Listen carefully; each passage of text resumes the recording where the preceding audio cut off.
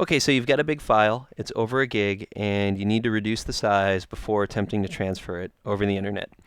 The first way I'm going to show you here is a paid application. It'll cost you $29 US. It's QuickTime Pro.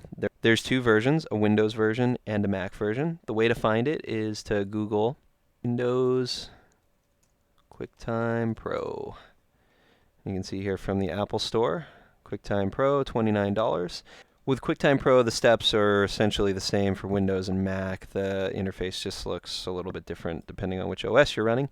In this case, I'm running Mac OS 10, 10.6, and I'm going to open QuickTime Pro and go up to File, Export.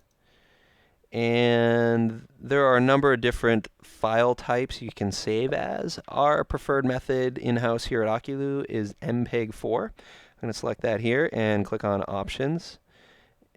And I'm going to choose MPEG-4, not the MP4 ISMA.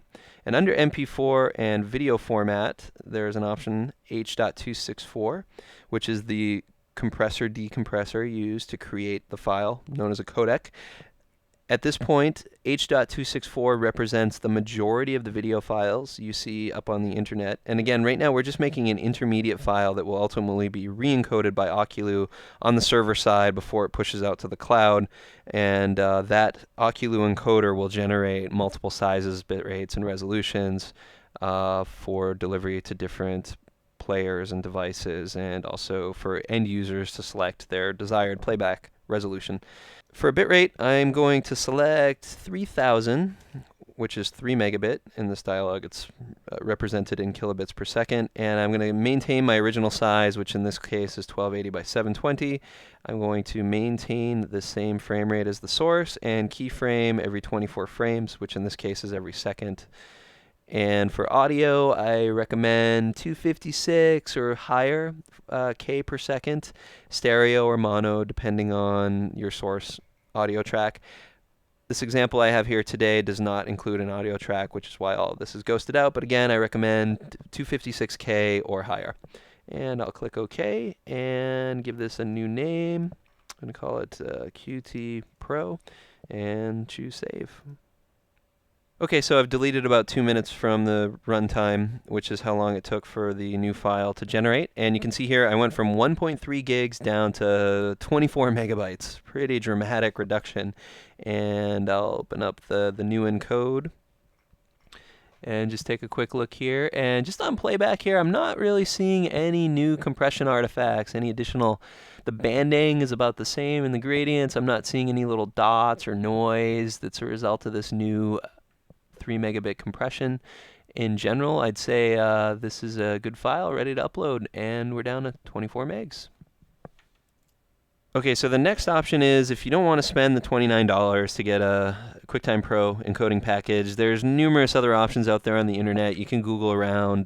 Basically, you want something that'll generate a Windows media file or an MP4 file or a QuickTime file using H.264 compression, or even an FLV file at a very high bitrate. Again, like 3000K per second or higher is generally desirable.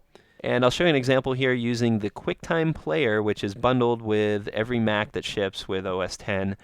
QuickTime Player is a different application than the $29 QuickTime Pro. In the case of QuickTime Player, the export options are limited to a few presets.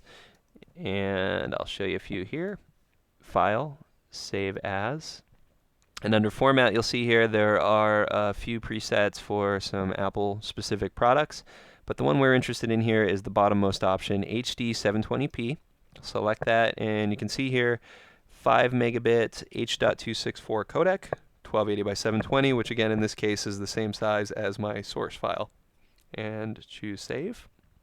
Okay, so another roughly 2 minutes has elapsed, and now I have a 5 megabit QuickTime movie that's again using the H.264 codec generated with the QuickTime Player, which is bundled with Mac OS 10. Again, it ships on every Mac. That includes the operating system right from the factory. And I'm down to 23.1 megs. On a Windows machine using Windows Media, the WMV format, the same concept applies, same rough numbers. Try to keep your file to 3 megabit or a little bit higher. Keep the audio at 256K per second or a little bit higher. And just keep an eye on the pixel size and make sure you're consistent with your source file or an HD television standard, the two most common being 1280 by 720 and 1920 by 1080. If you have any additional questions, please just fill out our contact form or open a support ticket, and I or someone else here would be more than happy to assist. Thanks.